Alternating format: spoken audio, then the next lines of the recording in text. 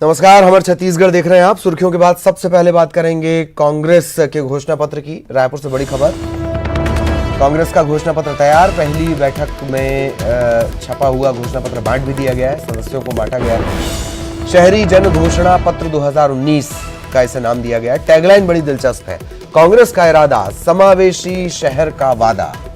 घोषणा पत्र के कवर पेज पर सीएम की एक बड़ी सी फोटो भी लगाई गई है और घोषणा पत्र पर सभी मंत्रियों की तस्वीर है, नेताओं की तस्वीर है।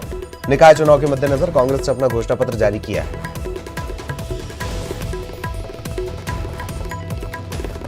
तो ये टैगलाइन भी दी गई है इस घोषणा पत्र में, कांग्रेस का इरादा, समावेशी शहर का वादा। शहरी जन घोषणा पत्र 2019 ये इसे नाम दिया गया है।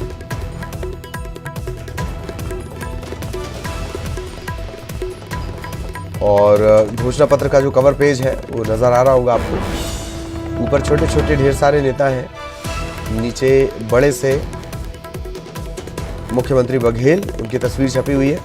मंत्रियों की तस्वीर छापी गई है, कांग्रेस के तमाम नेताओं की तस्वीर छापी गई है। पर यूएसपी भूपेश बघेल इस घोषणा पत्र में नजर आ रहे हैं। अगर शुरुआत ऊपर से इसे देखा जाए तो अंदर इसमें क्या कुछ है वो भी हम आपको विस्तार से बताएंगे।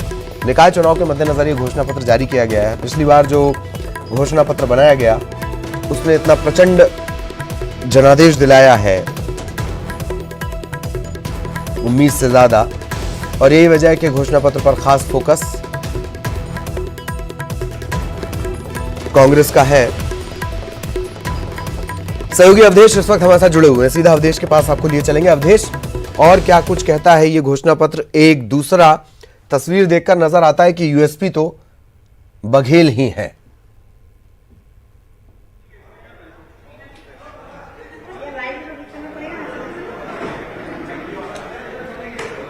चलिए अवधेश, अगर आप तक मेरी आवाज पहुंच रही हो तो क्या कहता है ये जन घोषणा पत्र? और कवर पेज देखकर ऐसा लगता है कि अभी भी यूएसपी छत्तीसगढ़ कांग्रेस में भूपेश बघेल ही है। बिल्कुल बिल्कुल, जन घोषणा पत्र, नगरीय निकाय जन घोषणा पत्र 2019 जो कांग्रेस ने तैयार किया है उस पर चर्चा करने के लिए कमेटी के समन्वयक है, अध्यक्ष है और डॉक्टर शिव डहरिया है, नगरीय प्रशासन मंत्री, हम उनसे ही सीधे बातचीत कर लेते हैं। सर, आज पहली बैठक हुई, क्या कुछ तय किया गया है?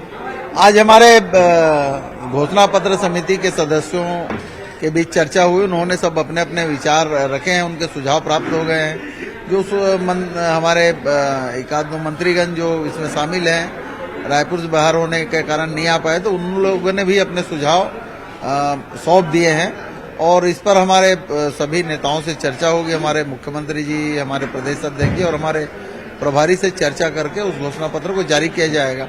और ये घोषणा पत्र हमारे नगर निकाय क्षेत्र में रहने वाले लोगों के लिए एक महत्वपूर्ण दस्तावेज होगा। हम इस माध्यम से नगर निकाय में क्या काम करेंगे और अभी तक हम लोगों ने क्या किया है उन सब की जानकारी हम देंगे।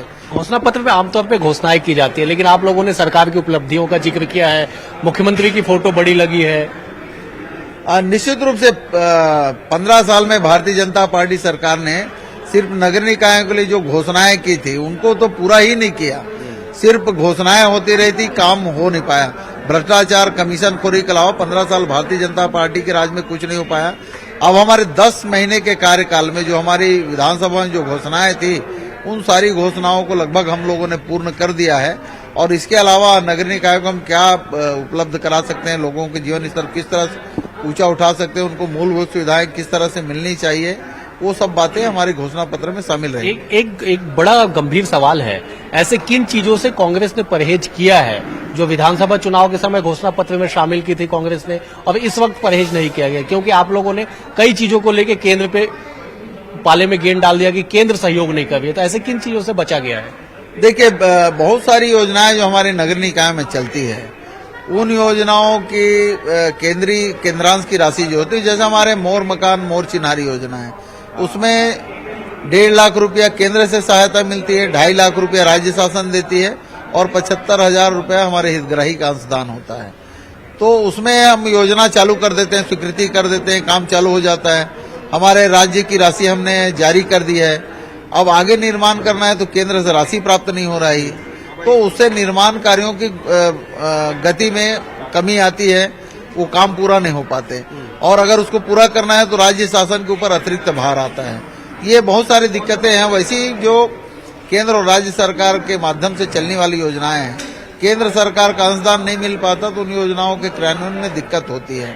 तो मैं वही पूछना चाह रहा हूँ कि ऐसे क्या घोषणाओं से परहेज किया गया है जिसपे बीजेपी फिर आरोप लगाती है कि क्या केंद्र से पूछ के आपने घोषणा पत्र तैयार किया था? ऐसा कुछ मुद्दा इसमें भी है क्या? देखिए, ये तो उनको पब्लिक को बताना चाहिए कि उन्होंने योजनाएं क्या लागू की है।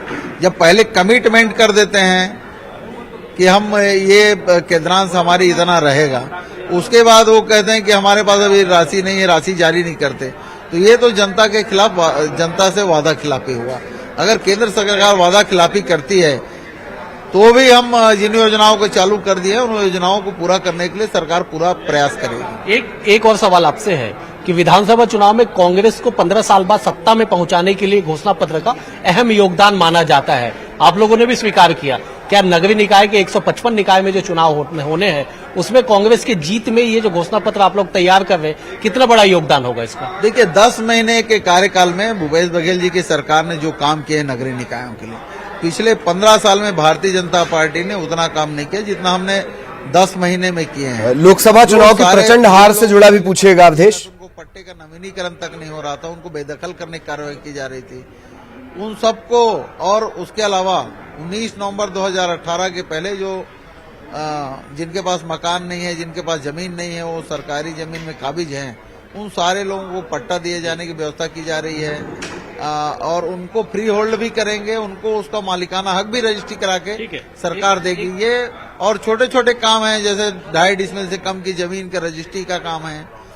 और हमारे जो निर्वाचित जनप्रतिनिधि हैं उनको उनका अधिकार देने के लिए वित्तीय अधिकार भारतीय जनता पार्टी ने छीन लिया था। ठीक है, आप लोगों ने वित्तीय अधिकार दिया। एक सवाल ये बनता है कि लोकसभा चुनाव 2019 में आप लोग 65 सीट जीत के विधानसभा में पहुंचे थे, लेकिन लोकसभा में करारी हार आप लोग की हुई थी। उपचुनाव के बाद आप 67 हो गए, 69 हो गए, लेकिन लोकसभा में करारी हार आप लोगों की हुई। क्या उससे सबक लेके घोषणा पत्र में किसी चीज को शामिल किया गया? देखिए, जो विधानसभा और लोकसभा के चुनाव होते हैं उनमें मुद्दे अलग होते हैं। हमारे जो स्थानीय निकाय हैं, जो नगरीय निकाय हैं, उसमें मुद्दे दूसरे होते हैं। निश्चित रूप से हमारी सरकार है और लोग सरकार पे विश्वास कर रहे हैं, तो ये जो चुनाव है उसमें कांग्रेस पार्टी के अधिकांश हमारे प्रत्याशी जीत के आएंगे नगरीय निकायों में। और निश्चित रूप से जिस तरह पिछले भाजपा के सरकार में जब उनकी सरकार थी तब भी हमने नगरीय निकाय के सारे 50% से ज्यादा सीटें हम लोगों ने जीता था। जो बड़े बड़े निगम हैं, रायपुर है, भिलाई है, जगदलपुर है, बिलासपुर। रायपुर में तो आप बहाना ये बताते रहे कि सरकार नहीं है राज्य में हमारी, हम कुछ कर नहीं पा रहे हैं। अब इस बार हमारी सरकार है तो निश्चित रूप से हम अधिकांश सीटें जीत के आएंगे। लेकिन डॉक्टर साहब, एक सवाल ये है कि अधिकांश आज जब बातचीत होती है, आपके पार्षद से बातचीत होती है, उम्मीदवारों से बातचीत होती है, उनका ये कहना है कि हम लोग काम इसलिए नहीं कर पाए क्योंकि राज्य में बीजेपी की सरकार थी और निगम में कांग्रेस की सरकार थी। देखिए, 15 साल में जो काम नहीं हुआ वो हमने 10 महीने में किया है। यही तो मैं बोल रहा हूँ कि 15 साल से हमारे जो निर्वाचित जनप्रतिनिधि नगरीय निकाय को उनको दबाया जाता था, उनके अधिकार छीन लिए गए थे। और जो अधिकारीगण हैं वो जनप्रतिनिधियों का काम कर रहे थे। इस तरह के काम भारतीय जनता पार्टी के राज में होता था। और निर्णय लेने का अधिकार जो जनप्रतिनिधियों में, निर्वाचित जनप्रतिनिधियों में होना चाहिए, वो तक भारतीय जनता पार्टी ने छीन लिया था। वहां जो अधिकारी बिठा के वो रखे थे वही उन निकायों में निर्णय लेते थे। और सरकार का जो भ्रष्टाचार, कमीशन खोरी जो चलता था उसमें उनकी पूरी सहभागिता रहती थी। तो अब एक सवाल आप लोगों को, स्थानीय निर्वाचित प्रतिनिधियों को उनका जो अधिकार है वो मिलना चाहिए, सरकार निश्चित करेगी। एक सवाल आपसे और है, घोषणा पत्र के अलावा प्रत्याशी सबसे अहम होते हैं चुनाव में जीत और हार के लिए। प्रत्याशी चयन में जिस तरह से कांग्रेस ने लेट लतीफी की, जिस समय से नामांकन समाप्त होने के बाद नामों की घोषणा की गई, कई जगह पे अभी भी नाम की घोषणा नहीं की गई आधिकारिक तौर पे। कोंडागांव की बात महत्वपूर्ण है। जी, शॉर्ट में प्लीज प्रत्याशी कैसे जीत के आएंगे और कैसे आप लोगों को बहुमत मिलेगा? नहीं, देखिए, सभी जगह प्रत्याशी का चयन लगभग हो गया है। एक आध दो हमारे 155 नगर निकाय में 151 नगर निकाय में चुनाव हो रहा है, तो एक आध जगह कहीं कोई दिक्कत रहती है, वो भी सारे जगहों में नहीं। 15 वार्ड जहाँ पे है, किसी एक वार्ड में दिक्कत है, तो ऐसी कोई बात नहीं है कि कहीं कोई दिक्कत है। सारे जगह एक शब्द में जवाब चाहूंगा, आखिरी सवाल है, क्या इस घोषणा पत्र के आधार पे, इन प्रत्याशियों के आधार पे आप लोग बहुतायत जीत दर्ज करेंगे? एक शब्द में। निश्चित रूप से हमारे नगरीय निकाय में सारे सीटों में जी जीत दर्ज करेंगे। चलिए, मतलब ललित, कुल मिला के ये है कि घोषणा पत्र तैयार है, प्रत्याशी तैयार है, चुनावी रण तैयार है, दावे और वादे भी तैयार है। अब देखना होगा कि जनता जनार्दन किस पे अपना विश्वास जताती है और तमाम जो दावों में कितनी सच्चाई है 24 दिसंबर को मतगणना के साथ जी, पता चल पाएगा। असंतुष्ट और बागी भी तैयार हैं। ये आपकी लिस्ट में 2 लोग छूट गए थे। बहुत बहुत शुक्रिया अवधेश आपका। डहरिया साहब आपका भी बहुत बहुत धन्यवाद। नगरीय निकाय चुनाव में घोषणा पत्र की तैयारी को लेकर बीजेपी चुनाव घोषणा पत्र समिति, उनकी भी बैठक हुई। संयोजक बृजमोहन अग्रवाल की अध्यक्षता में ये बैठक हुई और प्रदेश भर के जो सुझाव आए हैं, बीजेपी शासित राज्यों में जो निकाय चुनाव के घोषणा पत्र हैं वो भी मंगवाए गए हैं। बृजमोहन अग्रवाल ने बताया कि 3 स्तर पर बीजेपी घोषणा पत्र जारी करेगी। इसमें नगर निगम, नगर पालिका, नगर पंचायत, इनके लिए अलग अलग ऐलान होंगे। वादे भी ऐसे किए जाएंगे जिन्हें निगम के स्तर पर पूरा किया जा सके। घोषणा पत्र समिति में पूरे प्रदेश से सबके सुझाव हमको प्राप्त हो गए हैं और देश भर में अन्य राज्यों में भी जो विभिन्न पार्टियों के घोषणा पत्र हैं शहरों के विकास के लिए, उनको भी सबको हमने बुलाया है और उसको सबको हमने कंपाइल किया है और कंपाइल कर हम बहुत जल्दी ही बीजेपी का नगरीय निकाय के लिए जो घोषणा पत्र है उसको जारी करेंगे। क्या 3 स्तर पे होंगे, इस तरह से कुछ सोचा है? नहीं, निश्चित रूप से हम नगर पंचायत, नगर पालिका और नगर निगम तीनों की जो विकास है उसके बारे में हमने विचार किया है और साथ में अलग अलग नगरों के लिए, अलग अलग नगर पंचायतों के लिए, अलग अलग नगर पालिकाओं के लिए हमने अलग से उनको घोषणा पत्र तैयार करने के लिए कहा। कोई वार्ड वाइज तो ऐसा कुछ नहीं है? नहीं, वार्ड वाइज। अच्छा, ये क्योंकि काफ़ी इस बार प्रदेश में बीजेपी की सरकार नहीं है, तो वो किस तरह से रहेंगे घोषणा पत्र? ये जो घोषणा पत्र होगा वो घोषणा पत्र इस प्रकार का होगा कि और मुख्यमंत्री भूपेश बघेल आज 1 दिवसीय दौरे पर दुर्ग पहुंच रहे हैं। यहां पाटन के महका खुर्द में गीता जयंती के कार्यक्रम में वो शामिल होंगे। दोपहर 3:10 पर वो रायपुर पहुंचेंगे।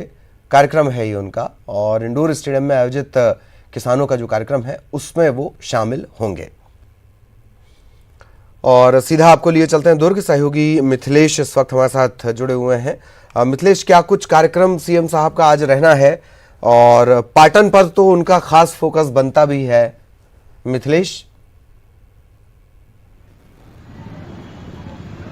जी बिल्कुल ललित, जिस तरह से पाटन विधानसभा जो सीएम भूपेश बघेल का ये विधानसभा क्षेत्र, लिहाजा जो भी यहाँ पर पाटन में कार्यक्रम होते हैं उसे सीएम साहब कभी नहीं छोड़ते और खासतौर पर जब वहाँ के ग्रामीण उन्हें बुलाते हैं। आज छत्तीसगढ़ कोसरिया यादव समाज का जो है गीता जयंती का कार्यक्रम है जिसमें सम्मिलित होने के लिए आज सीएम भूपेश बघेल यहाँ पर पहुँचेंगे और गीता के उपदेश लोगों को देंगे। यादव समाज, श्री कृष्ण और गीता, ये तीनों कहीं ना कहीं एक दूसरे से जुड़े हुए हैं और जो सीएम साहब की यदि बात किया जाए तो वो काफ़ी धार्मिक और कोई भी धार्मिक आयोजन में वो जरूर पहुंचते हैं क्योंकि आध्यात्म में उनकी खास तौर पर रुचि देखी जाती है। तो यही वजह है कि आज गीता जयंती पर स्पेशली वो अपने विधानसभा क्षेत्र में आएंगे जहां पर महका खुर्द में वो कार्यक्रम आयोजित होगा गीता जयंती का, उसमें वो लोगों को संबोधित करेंगे और इसके बाद वो रायपुर लौट जाएंगे। तो इस तरह से 1 दिवसीय आज इनका ये पाटन का व्यस्ततम दौरा है। उसके बाद में गीता जयंती के उपदेश देने के बाद ही इनके ये जो है सीएम साहब वो वापस लौट जाएंगे। चलिए, बहुत बहुत शुक्रिया मिथिलेश। आप लगातार नजर बनाए रखें, आगे भी आपके जरिए अपडेट अपने दर्शकों तक पहुंचाएंगे। सहयोगी मिथिलेश लगातार उनकी नजर बनी हुई है और यहां एक ब्रेक के लिए रुक जाते हैं।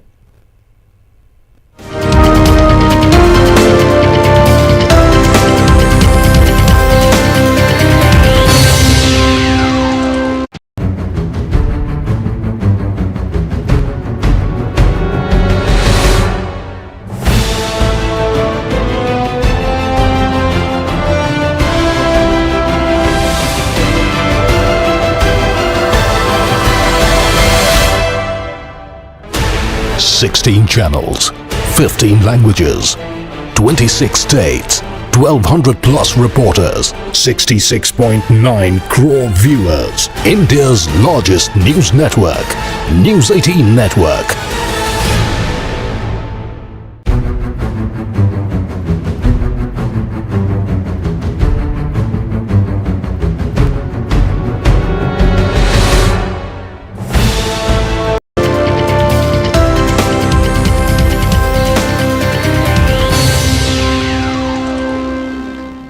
ब्रेक के बाद आपका स्वागत है। आज सीएम बघेल की लोकवाणी कार्यक्रम का रेडियो पर प्रसारण हुआ। इसमें सीएम ने आदिवासी विकास हमारी आस इस विषय पर कई जानकारियां दी। लोकवाणी की 5वीं कड़ी का आज प्रसारण हुआ है।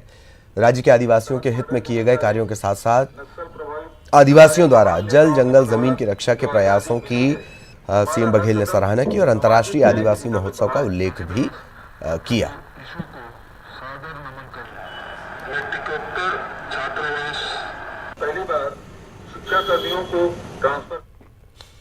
जशपुर जिले में टिकट वितरण को लेकर कांग्रेस में असंतोष जारी है। नाराजगी ऐसी कि एक महिला नेता ने अपना टिकट कटने पर नाराजगी जताई और जशपुर पहुंचे सीएम बघेल से अपनी टिकट कटने का कारण पूछ लिया। कांग्रेस की नेता उर्मिला भगत जशपुर नगर पालिका के वार्ड नंबर 8 से पार्षद थीं। इस बार भी वो टिकट की दावेदार थीं, लेकिन उनका टिकट काटकर किसी और को दे दिया गया। इससे नाराज होकर उर्मिला भगत ने मुख्यमंत्री भूपेश बघेल से शिकायत की। विषम परिस्थितियों में कांग्रेस के साथ खड़ा होने की दुहाई दी और कहा कि उनका टिकट क्यों काटा गया। उर्मिला भगत ने निर्दलीय नामांकन भी दाखिल किया है।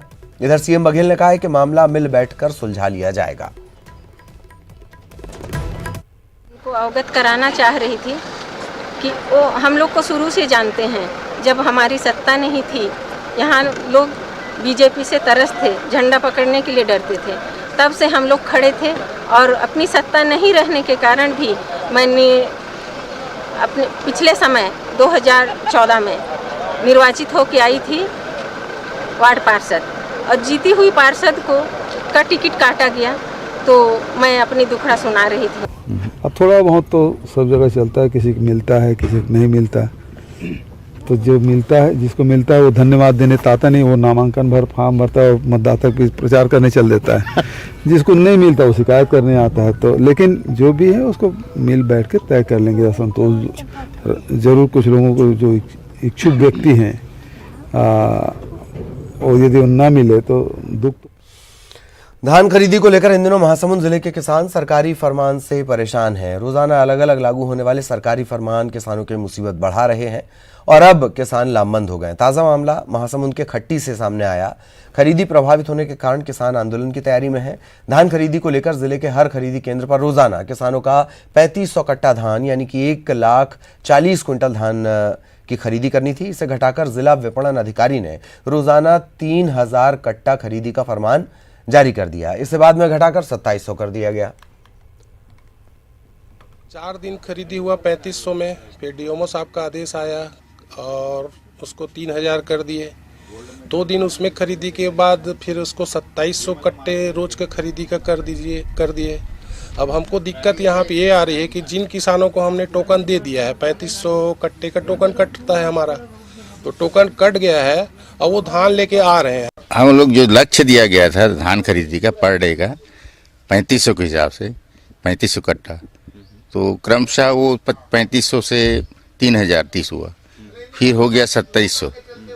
तो किसान लोग ये डर गए कि मतलब ये ऐसे में तो हमारा धान ये नहीं हो पाएगा, पूरा बिक्री नहीं हो पाएगा। तो शासन के निर्देश का प्रशिक्षण समिति प्रबंधक, ऑपरेटर और समिति के अन्य कर्मचारियों को नियमानुसार दिया गया था। जिला स्तर पे सभी को समानुपातिक रूप से खरीदी करने के निर्देश थे, जो समितियां आज भी जिले में फॉलो कर रही हैं। मुझे लग रहा है कि उनको इस तरह से। कोरबा में अखिल गोंड समाज महासभा केंद्र का वार्षिक सम्मेलन का आयोजन किया गया है। आयोजन में गोंड समाज ने 5वीं अनुसूची को पूरी तरह लागू करने के लिए आदिवासी समाज को शपथ दिलाई। कार्यक्रम में मुख्य अतिथि के रूप में गोंडवाना गणतंत्र पार्टी के राष्ट्रीय अध्यक्ष हीरा सिंह मरकाम के अलावा कटघोरा के विधायक पुरुषोत्तम कंवर, पाली तनखार विधायक मोहित किरकेट्टा, पूर्व विधायक रामदयाल उइके ने भी शिरकत की। सभी नेताओं ने 5वीं अनुसूची क्षेत्र की समस्याओं से लोगों को अवगत कराते हुए अपील की। इसे लागू कराने के लिए जितना भी संघर्ष करना होगा गोंड समाज करेगा। सरकार की इच्छा शक्ति के कमजोर होने के कारण से ये 5वीं अनुसूची लागू नहीं हो रही है, जिसके लिए हमने भी पहले आंदोलन किया है। 24 को भी फिर से दिल्ली जा रहा हूँ और समाज जब तक के खड़े नहीं होगा तब तक कि ये 5वीं अनुसूची लागू नहीं होगी। उदाहरण के लिए मैंने बताया कि 5वीं अनुसूची क्षेत्र में कोई भी ग्राम पंचायत को नगर पंचायत नहीं बनाया जा सकता, पर बना रहे हैं। हाई कोर्ट को ने आदेश कर दिया कि सुप्रीम राज्य सरकार को परिसीमन करने का अधिकार है। तो हम तो कहेंगे जब तक कि ये खड़े नहीं होंगे अपने पैर में, जब तक कि इनके मन में यानी ये भावना नहीं जागृत होगी कि हमें पालन कराना है, तब तक के 5वीं अनुसूची, जब तक के कोई भी सरकार हो। कोंडागांव से बड़ी खबर, गांजे के साथ तस्कर गिरफ्तार किए गए हैं। पुलिस ने 3 तस्करों को गिरफ्तार किया है। आरोपियों से 5 लाख की नकदी भी बरामद की गई है। सिटी कोतवाली पुलिस ने इन्हें पकड़ा है। आरोपी ओडिशा से यूपी ये गांजा लेकर जा रहे थे और जिस तरीके से हमने आपको बताया है कि नशे का जो कॉरिडोर है उसका फेवरेट रूट छत्तीसगढ़ है और उसी की तरफ ये पूरी कार्रवाई भी इशारा कर रही है। ओडिशा से यूपी ये गांजा ले जा रहे थे और तभी ये पकड़ लिए गए। 5 लाख की नकदी इनके पास से मिली है।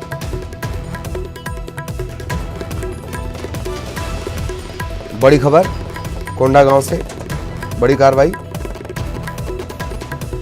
विवेक हमारे साथ जुड़े हुए हैं। विवेक, पूरी जानकारी और 5 लाख की नकदी, इसे लेकर कोई जवाब पुलिस दे रही है? ललित जी, देखिए बता दूं कि जो नशे के व्यापारी हैं, इनका सबसे पसंदीदा रूट है उड़ीसा से बस्तर होते हुए राजधानी की ओर जाने का। तो ये लगातार गांजे का खेप पुलिस पकड़ रही है। कल भी रात में पुलिस अपना वाहन गाड़ियों की चेकिंग कर रही थी, एमसीबी पॉइंट लगाई हुई थी। तो इसी दौरान उड़ीसा से एक गाड़ी, उड़ीसा की तरफ से गाड़ी आई जिसको चेक किया गया तो उसमें 5 लाख रुपए का गांजा निकला है। और नकदी के बारे में तो हालांकि पुलिस कुछ बता नहीं रही है, लेकिन ये 5 लाख का गांजा मिला है। और सबसे बड़ी बात है कि अभी गांजा तस्कर भी नई नई गाड़ियों में तस्करी कर रहे हैं। और सबसे मजेदार बात यह है ललित जी कि अभी जो आचार संहिता लगा हुआ है उसका असर गांजा तस्करों में दिख रहा है और छोटी छोटी खेत में ये गांजा निकालने की कोशिश कर रहे हैं। जी ललित। चलिए, बहुत बहुत शुक्रिया आपका विवेक इस तमाम जानकारी के लिए। तो कार्रवाई हुई है, गांजे के साथ तस्कर गिरफ्तार। गरियाबंद में संभागीय आदिवासी लोक नृत्य महोत्सव धूमधाम से मनाया गया। कार्यक्रम का शुभारंभ सरगुजा आदिवासी विकास प्राधिकरण के उपाध्यक्ष और सोनहत विधायक गुलाब कमरो ने सामाजिक रीति रिवाज से पूजा अर्चना के बाद किया। कार्यक्रम में बड़ी संख्या में समाज के लोग उपस्थित हुए। इस दौरान जो अतिथि हैं उन्होंने भी स्थानीय नेताओं के साथ मिलकर लोक नृत्य में हिस्सा लिया। जमकर थिरके गुलाब कमरो ने अपनी सरकार की तारीफ भी की और पिछली सरकार पर निशाना भी साध लिया।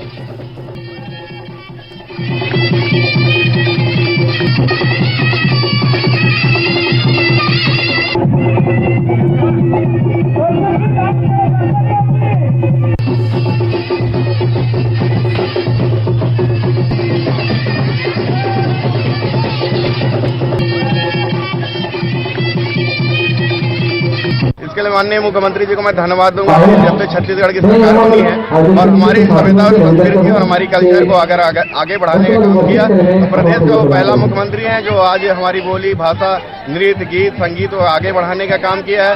इससे पहले की सरकार जो थी, रमन सिंह की सरकार था, दिल्ली और मुंबई से कलाकार बुलाते थे और उनको करोड़ों रुपया का खर्च करते थे। लेकिन हमारी सरकार ने हमारे यहाँ पर छुपे प्रतिभा को ग्रामीण अंचल में, शहर अंचल में उनको आगे बढ़ाने का काम किया है। बलरामपुर जिले में पौधों के प्लांटेशन को लेकर वन विभाग इन दिनों एक नया प्रयोग करने को लेकर सुर्खियों में है। विभाग के इस प्रयोग से घरेलू काम में व्यस्त महिलाओं को घर बैठे रोजगार भी दिया जा रहा है।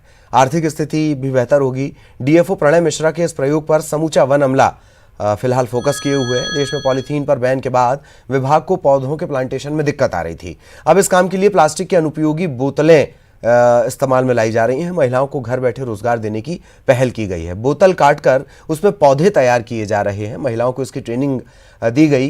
एक बोतल की एवज में महिलाओं को 50 पैसे की दर से वन विभाग भुगतान भी कर रहा है।